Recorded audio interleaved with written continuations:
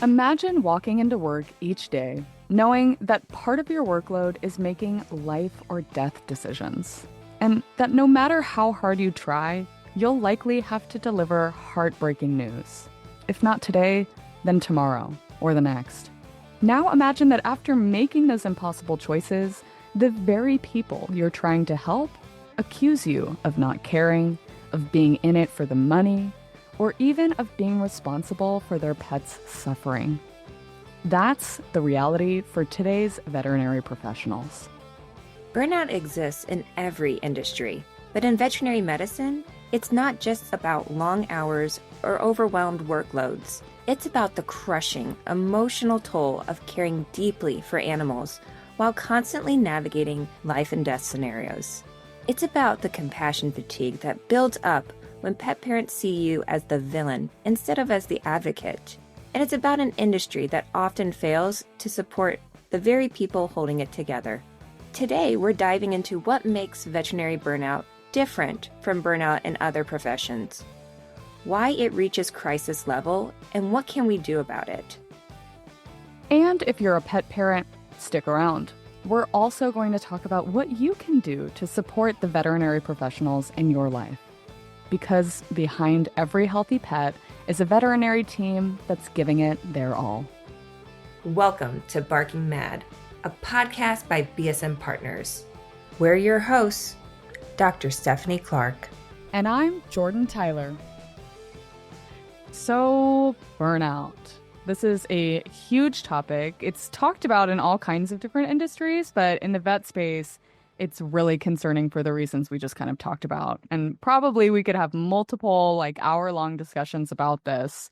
But just to kind of share some quick stats around burnout in the veterinary space, just to kind of set the stage. So one 2022 study showed nearly 87% of veterinarians in the United States scored either moderate or high on the burnout scale.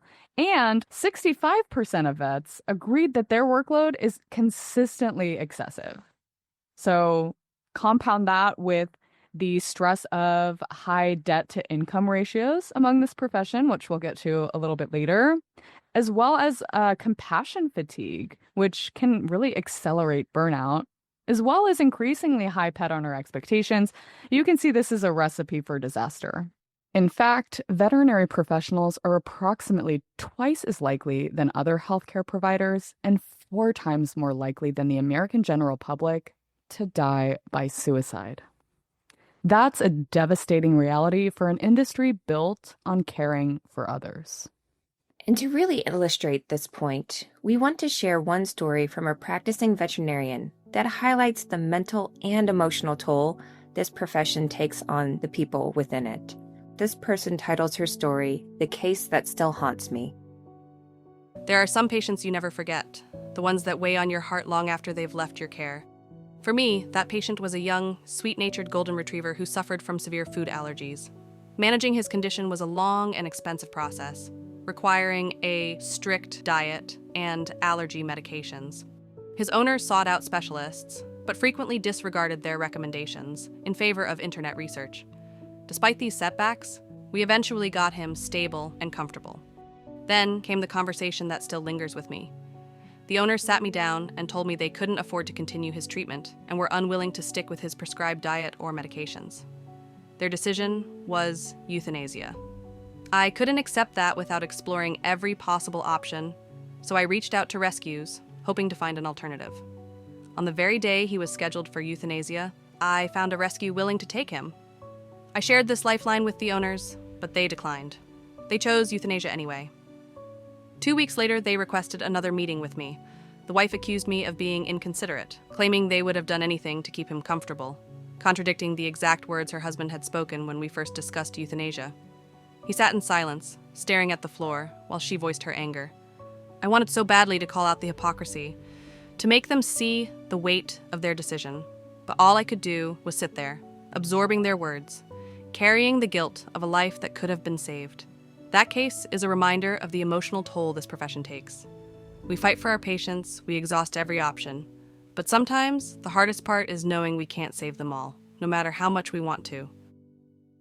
Shall we go run for a box of tissues now? For real. I should have seen that one coming and gotten them in advance. Even just reading it and hearing it, it hits so hard Yeah.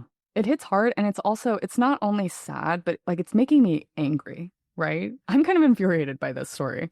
because a life could have been saved. Right. And this person that's sharing this story really did everything that she could. Yeah, when we got this story, it reminded me of the story that haunts me. And this happened almost 2 decades ago. And I remember it like it was yesterday. I was working in an emergency clinic, and this family came in and they had asked to euthanize their dog because it was becoming aggressive.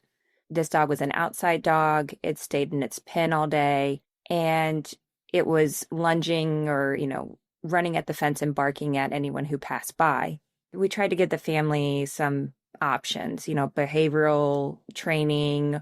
They could have rehomed the dog, a lot of different options other than ending its life. Unfortunately, they decided euthanasia. And so after the animal passed, we brought it back, and you have to remove its collar and any tags before it can be taken to be cremated. And I was in charge of removing all the tags and leashes and collars. And when I removed the collar, the dog had its collar so embedded into its neck and was eating away at its neck, and there was maggots in there. So this dog probably wasn't an angry dog. He was just in a lot of pain because it didn't make his collar bigger as he was growing. And it really just that hit me. Oh my God. And that's the reality. That was, unfortunately, just a normal Tuesday in the clinic. It was the first time I smelled maggots, and I will never forget that smell. Oh God. That's a harrowing, harrowing story. And I'm so sorry that you had to go through that. And think about it this way. That happens, and you turn right back around and you have to see another patient because they're waiting. The next appointment is there. And so you shove it down deep, or you compartmentalize it, and you just keep packing it on. And you bring that up. We actually received another story from a separate, currently practicing veterinarian about having to deal with loss and then turn right back around and keep seeing patients and keep taking appointments. So let's hear their story now. We had a 1-year-old golden retriever brought in on emergency one evening with a tennis ball stuck in his throat. We had someone get on top of him and successfully squeeze it out. I then assisted with CPR, but it was unfortunately too late and the pet had passed. I was on tech appointments that night, but everyone is hands-on in an emergency, so immediately after the incident I saw my next appointment. It was a young puppy needing booster vaccinations, and I just couldn't keep from crying while looking through the puppy's records. I just kept picturing the golden retriever who had just passed, having so much fun and playing with his owners, which suddenly turned into panic and tragedy. Luckily, I had great teammates who stepped in and took the puppy appointment for me so I could take an extra minute to process my emotions. But I still remember that patient and his effect on me very vividly. In that same clinic, I also experienced several behavioral euthanasias.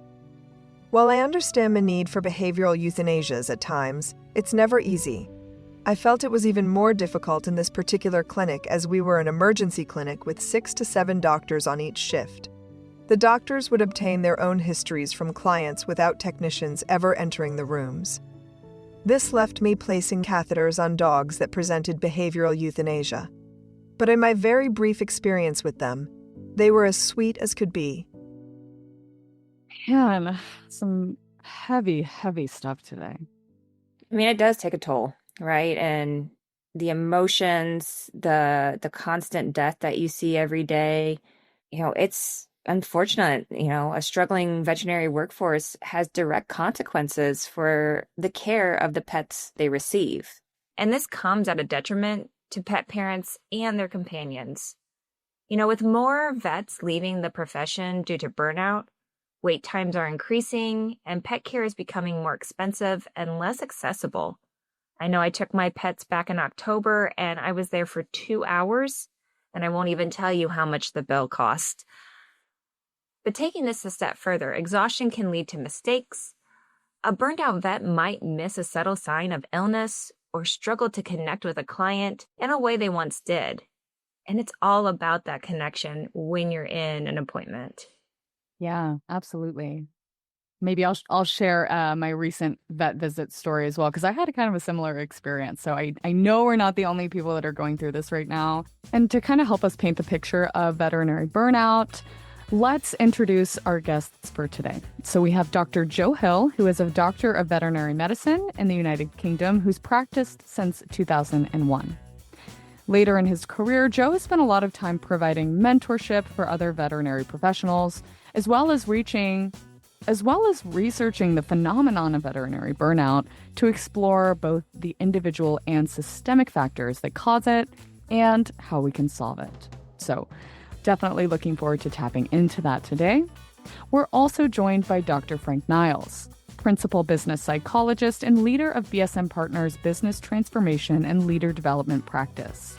So he will add some really valuable color around veterinary burnout from a psychological perspective and discuss a few strategies that this profession and organizations within it can implement to combat this issue. So, Joe, to get us started here, how exactly would you define burnout? And what would you say are the main causes for people in the veterinary profession? So burnout is really a kind of continuous depletion of emotional energy. So the thing with burnout is it just gets to a point where there's nothing left. You can't recharge. Paramedics, nursing, teaching, all of these things have these same draws. And so the biggest things that happen in the vet world, you've got your individual response to these things. So there's an individual component. There's your workplace environment and the culture that exists within. And then there's a kind of management and mentorship. So they're three of the big things. Okay, so that's sort of how it's broken down. But before we get too in the weeds, I think most pet parents have a limited view of what really goes on in a veterinary clinic or a vet hospital. So, Joe, could you take us through like a day in the life?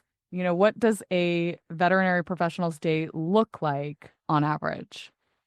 It depends what type of practice you work in. That has a massive impact to how your day looks like. So at the moment, I work in first opinion work. It's relatively routine. I start work at 9. I finish work at 6. I have 15 minutes appointment slots through the day. So that would run from maybe 9 till 12, an hour off, then 1 till sort of 5:30, 5:45. On another day, I might start at 9, finish at like 10, and then do surgery till 2, 3 in the afternoon, and then straight back into consults and then carry on. So my daily job has varied quite a lot, but the pet parents will see is more that clinical side. So in the hospital, it's totally random. So you kind of start at 8:30 and then you finish whenever you finish. It should be 6:30. Sometimes it's 11:30 at night, depending on what's going on. Because you're open 24 hours a day, you have your scheduled work and then you have whatever came in overnight. And most things that come in overnight require quite a lot of attention during the day. So those days fluctuate quite hugely, and there's not a lot you can do about some of that fluctuation. So that they were quite varied. And sometimes in those schedules, I'd work maybe 12 days straight, so 120 to 140 hours without a day off. So you get pretty burnt out. Yeah, I can totally imagine. I mean, those are crazy hours. So I could see how it would not only take a physical toll, but also a mental and emotional toll. And Frank, I'd love to get your thoughts on this more from a psychological perspective. In terms of the burnout, the brain really has one fundamental purpose. It's to regulate the body so that it can survive and continue on. And so in psychology, we have this concept that we call the body budget. When we are constantly moving back and forth between different activities, it throws us out of homeostasis. And so to be a highly effective vet or any kind of frontline professional where you're toggling back and forth between different demands and facing completely different situations, it's actually inherent in what you do. At some point, you're going to feel burnout. So the question becomes, how do we manage that on a daily basis? So I always wanted to be a vet when I grew up. But it's interesting, when I was going to school to become a vet, we went around the room on day one and why do you want to be a vet, or why do you want to work in this profession? And probably 9 out of the 10 students in there, said that they wanted to cuddle kittens and puppies, and they like animals, and they don't like people. They don't get along with people. Well, newsflash, every animal has a person that comes in with them when coming into the vet clinic. So you do have to deal with people. But, I think reality hits them a little hard, as it's not just all rainbows and sunshines and unicorns and kittens and puppies. It's actual hard work. It's you are everything to everybody all the time. And that can really be a lot. And so, yeah, the compassion fatigue, the burnout that we're talking about in this episode is so real, not only for veterinarians, but for technicians and technologists, the kennel staff, the receptionists, everybody in that clinic or hospital experience it at some point in time. Yeah, it's crazy to think about, you never know when your day is going to end, especially if you're in an emergency setting. Like you were saying, your day could end at 5 p.m. Your day could end at 2 a.m. That's crazy. Just being able to cope with that level of fluctuation in your schedule, and then not even to mention the stress that you get while you are on the job, having to deal with sick animals and frustrated pet parents. And it just sounds like the highs are really high, but when it's low, man, is it low. And when a veterinary professional experiences such highs and lows on a daily basis, it can become difficult to maintain the compassion that likely drove them to enter this field in the first place. This phenomenon is called compassion fatigue, and there's a slippery slope between compassion fatigue and full-on burnout. So, Frank, coming back to you as the psychologist on today's episode, what is compassion fatigue, and why are veterinarians and other frontline workers at higher risk for experiencing it than, say, people in other lines of work? Yeah, so anybody that's in a caregiving role, but especially when you're kind of like on the front line, you're primarily trained on the technical aspects of the job.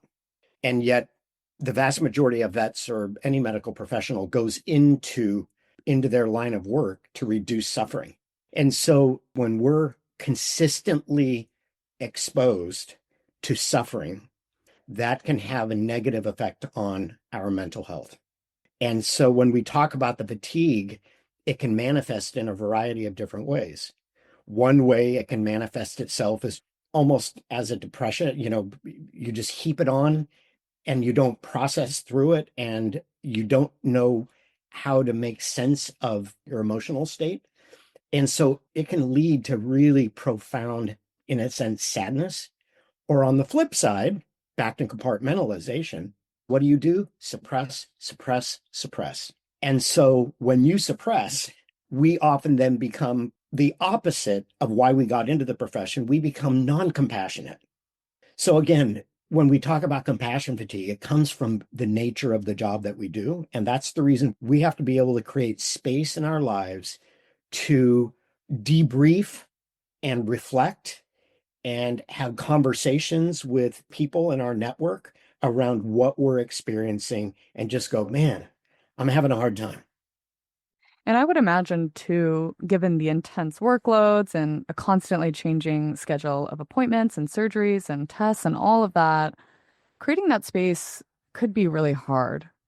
And coming back to the stories we heard at the top of this episode from currently practicing veterinary professionals and Dr. Clark, this compartmentalization you were talking about is a real thing. And it almost has to happen on a daily basis so that when you're confronted with a difficult situation, you can carry on throughout the rest of your day and the rest of your appointments. And we'll share more about how we can try to create space for that, like you were talking about earlier. But first, Dr. Clark, you were once a practicing vet. So I'm curious, do you have any notes or call outs that you want to make before we dive deeper into burnout? Like, anything you think we should be really mindful of throughout this conversation? So I think it's really important that we look at veterinary profession as a whole. You have a lot of different types of professionals. You have your DVMs or your doctors of veterinary medicine, But you also have your veterinary technicians. Even if we want to split that up further, you have your veterinary technologists, which have just a little bit different schooling, but sometimes in a clinic or hospital, they do similar tasks. And then you have your kennel staff, you've got your receptionists, sometimes you have your pharmacy staff, and they're all in the same clinic or hospital, and they're experiencing the same work and environment, and sometimes the same stresses as, the doctor who's physically seeing patients. But it's really interesting that we all can experience burnout, or we all can experience compassion fatigue. And it's not saying that a receptionist can't experience compassion fatigue because they're not physically seeing patients. It hits everybody the exact same way. So, Joe, I'm really curious, in your expertise in the UK, what does it look like when burnout starts to manifest? What have you seen?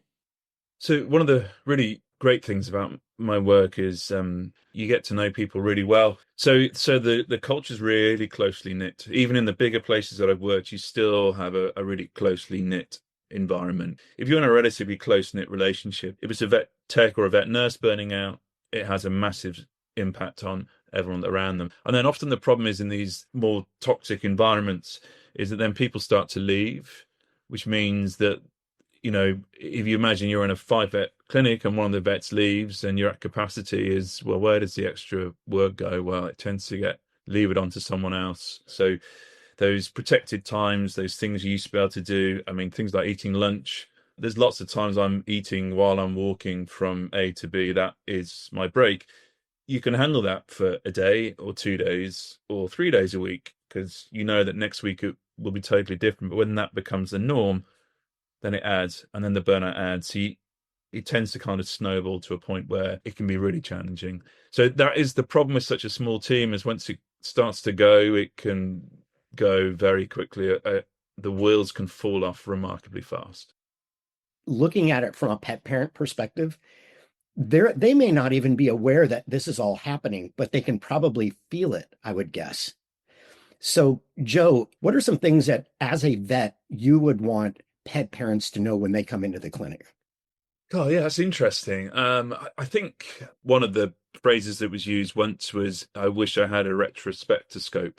And it is like, if we knew what the outcome was going to be from the decisions we made, we would always make the right one, but that's just not the reality. And also, you can treat 100 patients the same way with the same condition, and there's the individual biological response to the drugs and the meds and everything else that you're doing. So I think really we don't want to keep you late.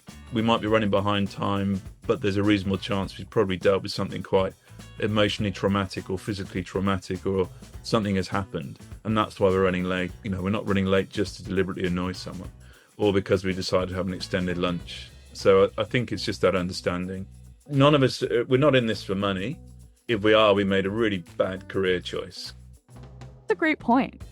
And we'll talk about that a little later as well, as more of a structural issue, right? It's part of the systemic reasons why burnout happens, particularly in the veterinary profession. But while we're still here at the individual level, I want to throw it back to Steph and give you an opportunity to share any actionable strategies for how vet professionals, whether they're DVMs, they're technologists, receptionists, anybody that's feeling burnout in this profession, to kind of create space. Like, what did you do when you used to work in a clinic, in a hospital?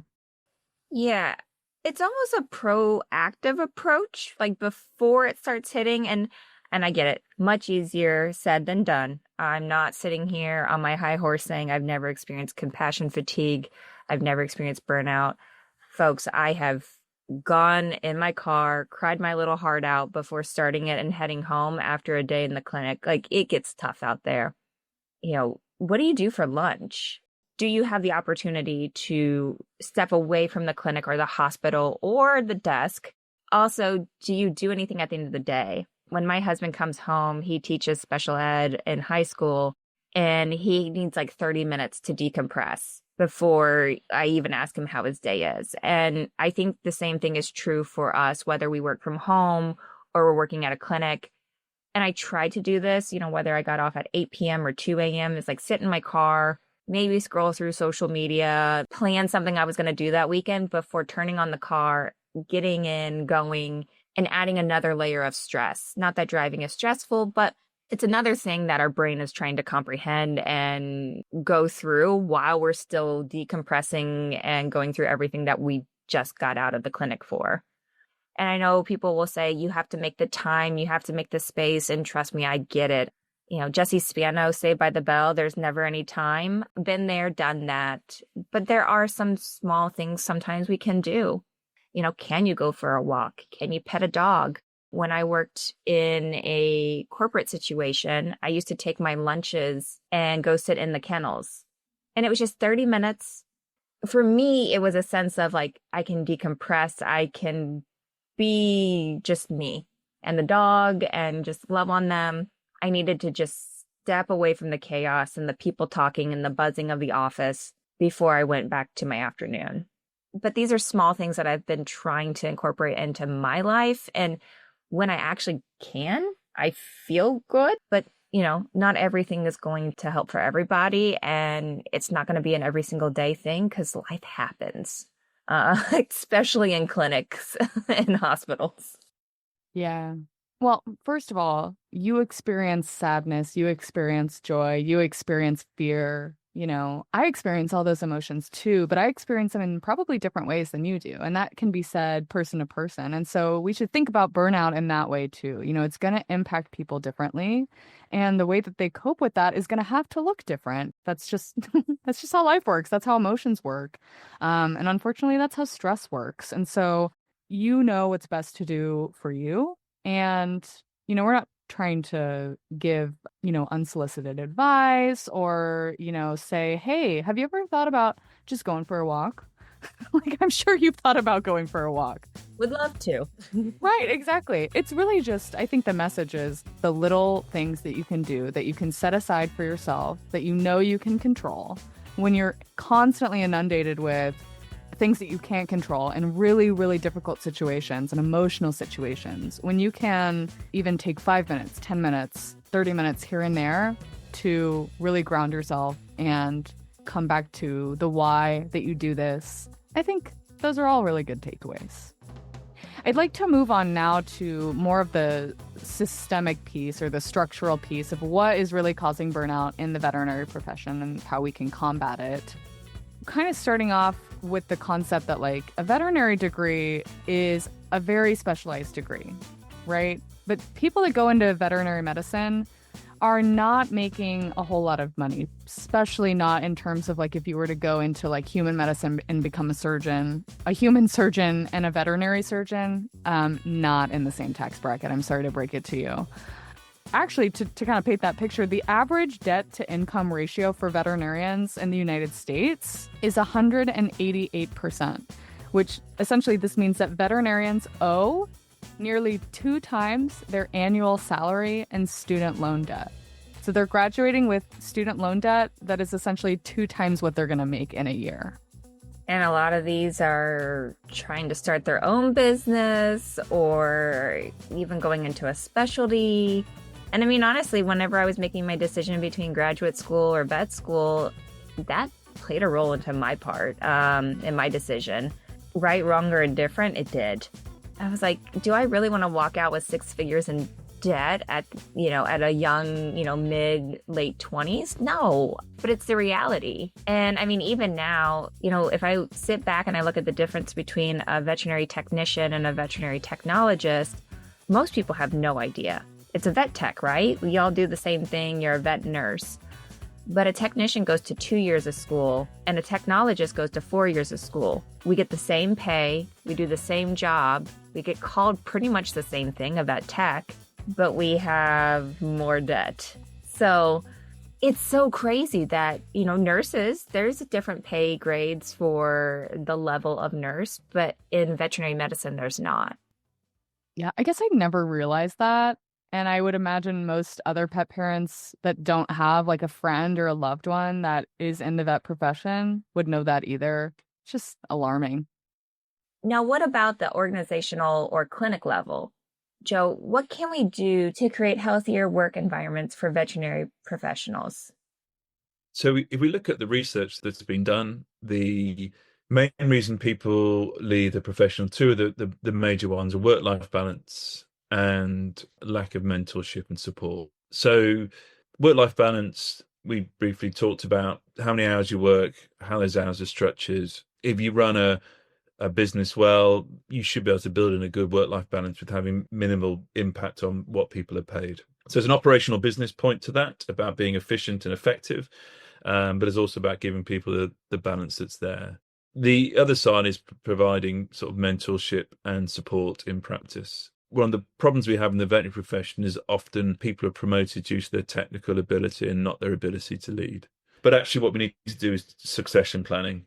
So rather than suddenly saying to someone, tomorrow you're going to be leading this team of 6 people, by the way, you've never done any leadership training, finding the potential leaders much earlier and then actually developing their technical ability in that field so that when the leadership position's there, as they're ready to fill the hole. We do that with everything else. We wouldn't let someone do spinal surgery without going through a whole load of training and practicals and working up to it. But weirdly, when it comes to these other critical things like leadership, we do it all the time. So it's finding the right people, training them in advance, getting them ready for the roles they're going to do. Yeah. I mean, you're speaking to my heart. We see this across the board. It's really important to distinguish between performance and potential. Just because you're a high-performing veterinarian doesn't mean you have necessarily the potential to become a people leader. Yeah, that's interesting. And to your point, Frank, it sounds like there's just a lack of resources around well-being and work-life balance, mentorship, and leadership in this profession.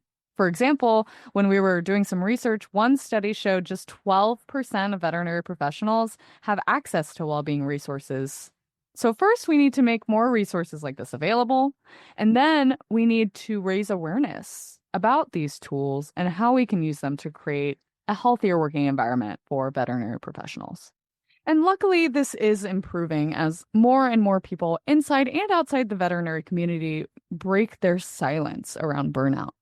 You know, the American Veterinary Medical Association, or AVMA, is talking more and more about burnout these days. And Dr. Stephanie even saw a post on LinkedIn recently announcing a new program by Royal Canin Academy, which is called Supporting Veterinary Wellbeing. This program will be centered around teaching veterinary professionals practical strategies for combating burnout, including regulating stress, setting healthy boundaries, and practicing self-compassion. So if you're a vet tuning in today and want to learn more about that program in particular, we've linked that post in the show notes for you to check out, as well as a few other resources for understanding burnout in this profession. So clearly, a lot of these issues around high burnout in the veterinary space are structural, and it'll take concentrated efforts across the industry to truly address the root causes of these issues, rather than putting a Band-Aid on a gaping wound. But regardless, the effects of high burnout among veterinary professionals trickles down to pet parents. Joe, you spoke earlier about having patience and compassion, but what other actionable tips would you like a pet parent to take away from this conversation? That's a good question. I think if pet parents have a greater understanding of what the role's like, they may get some insight. So often people will say, oh, vets are really expensive. That's the thing I hear. The reality is that running a veterinary business is an expensive thing. So if you're asking a business to be there 24/7 and have fully trained staff who are competent and willing to help, it's an expensive thing to do.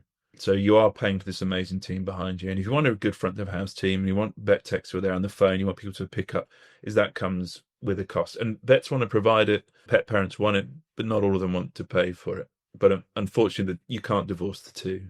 We all want to provide the best care that we can for their pets. So if you're worried about money or want to talk about alternatives, then just raise it rather than being quiet and then grumbling later, because there are multiple ways of dealing with stuff. And we're more than happy to talk about them. And I think honestly, just at the end of the day, just treating people like people. It's not the veterinary personnel's fault for giving you the bill. So getting mad about a bill is kind of silly. And I mean, if we think about this in human aspects, would you ever yell at your dermatologist or your general practitioner or your urgent care doctor that they're charging you for a vaccine or antibiotics or blood work or any sort of diagnostic tools. No, you wouldn't, because you want to feel better and you want to get the answers. And so we need to always assume positive intent with our veterinary personnel, whether it's the technician, whether it's the receptionist, even the kennel staff. They're doing the best to take care of your pet. And so really giving people the benefit of the doubt. Obviously, we want to do that with all professions. The fast food people, they're not trying to screw up your order. Veterinarians are not trying to scam you from money. So just treating people like people. And I know that sounds like super simple, but I have never been more yelled at, more belittled when working in a clinic than I have in any other job. These are stressful points in people's lives. And so you're dealing with them sometimes at their worst, but we are really just trying to help. Absolutely. And I think if you look at the veterinary professional, your pet goes through a surgery and then you go through a surgery at a hospital, those bills are so far apart, but the level of skill required is just the same. Yeah, so if you think about other professionals that require that level of training and ultimate responsibility about decisions are made is we are not that expensive relatively. We also salary-wise are not as well paid. So there's a lot that comes with it. So I think it's just trying to put all that stuff into perspective.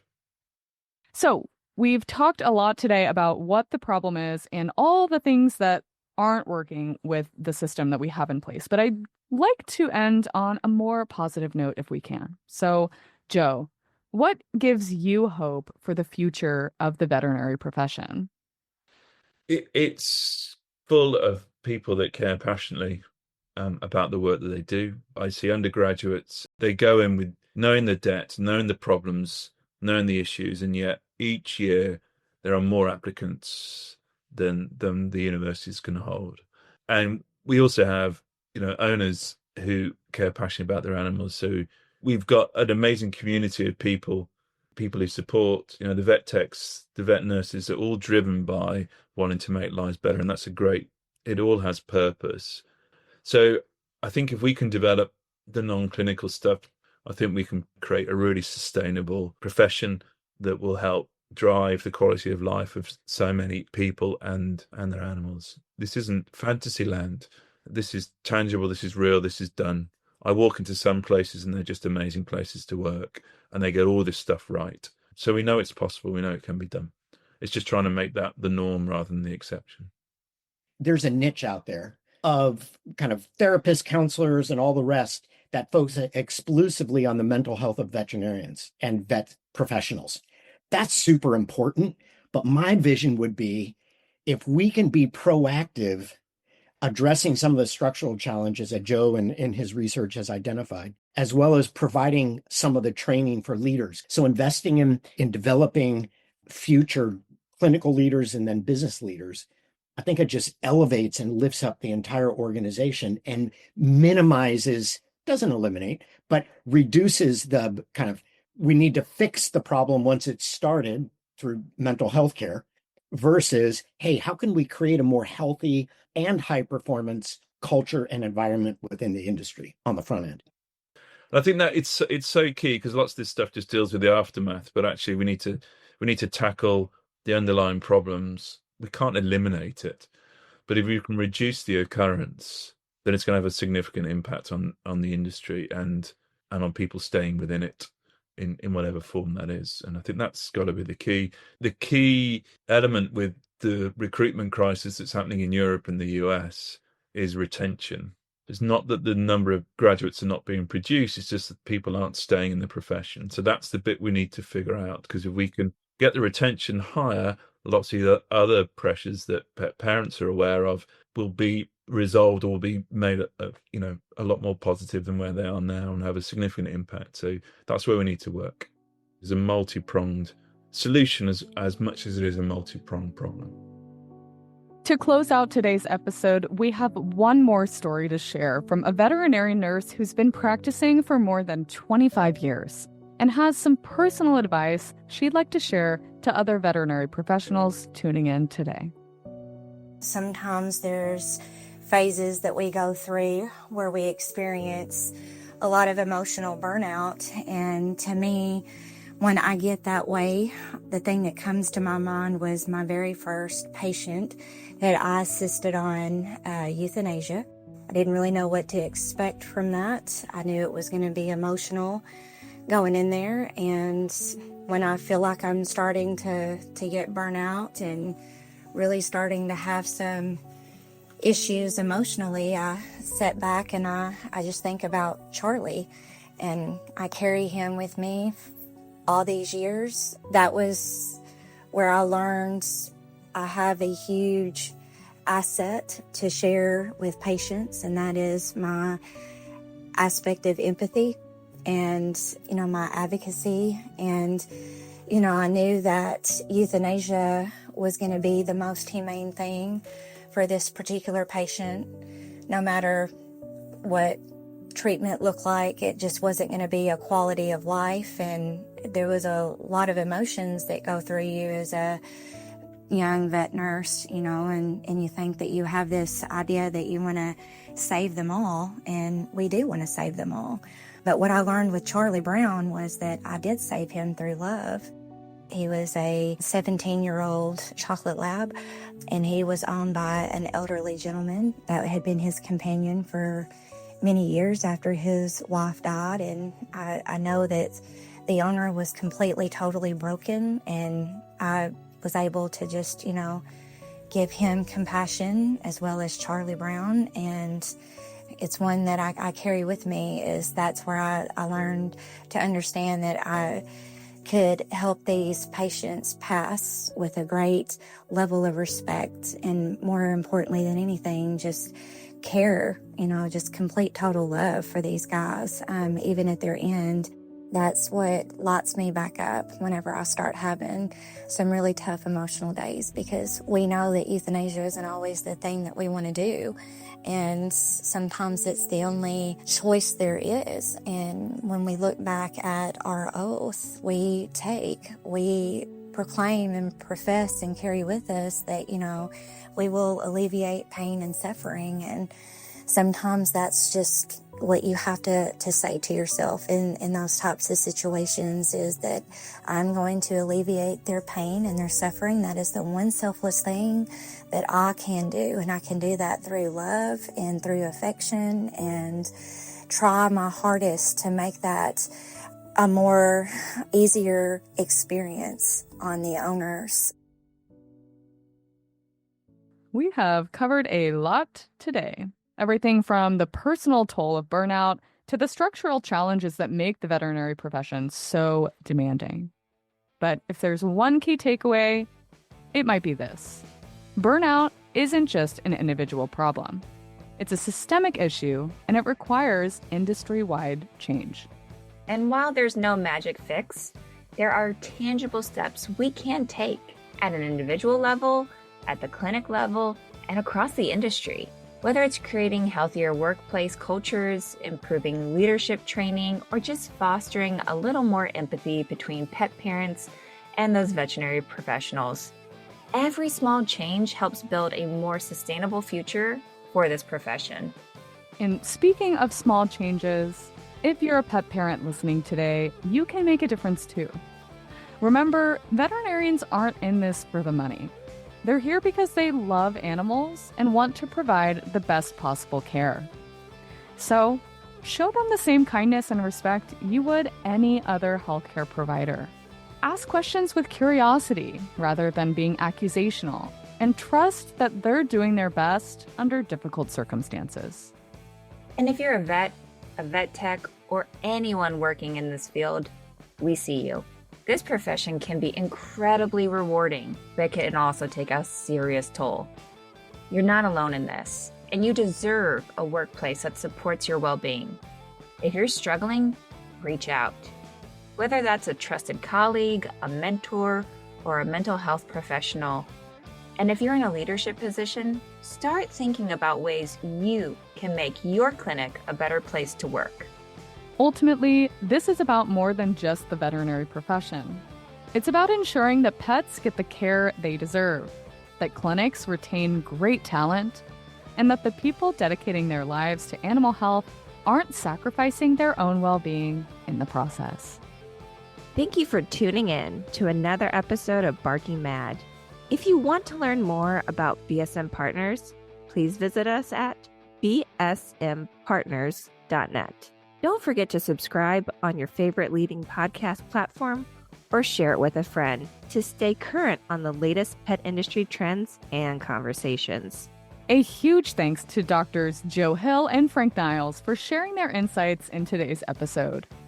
We'd also like to thank our dedicated team, Adamiette Thomas, Neely Bowden, Kate Wright, Katie Wolf, and Dr. Katie Miller.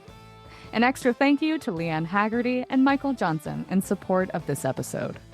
See you next time.